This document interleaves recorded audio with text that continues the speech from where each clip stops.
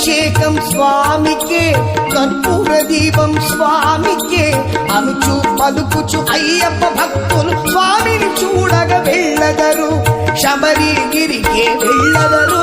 స్వామియే అయ్యప్ప అయ్యప్ప స్వామియే, స్వామియే అయ్యప్ప అయ్యప్ప స్వామియే.